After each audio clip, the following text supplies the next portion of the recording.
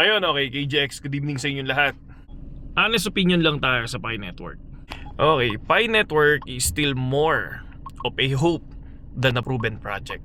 Kung may hawak kang Pi, syempre okay lang na i-hold mo kasi libre mo lang naman inani yan. Syempre, di ba? Oras lang naman ang ginugol mo dyan.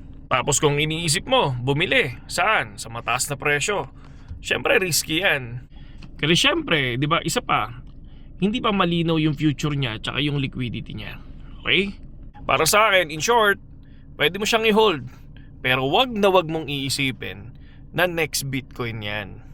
Iyon, tulad ng sinasabi ng Pi community. Siyempre, alam naman natin na sobrang tagal, no, hinintay ng buong community yan. 2019 to 2025. Pero tandaan nyo, hanggang ngayon, wala pa ring open mainnet. Masyado lang hinaype yan ng mga walang alam sa crypto. Okay? Naalala nyo noong una ko nilabas yan? Di ba lahat sinabi naman natin, pati market cap? Lumipad ng $3, sabi natin doon, I think good to sell. Dahil babagsak din yan. And then ngayon, biglang bumaba.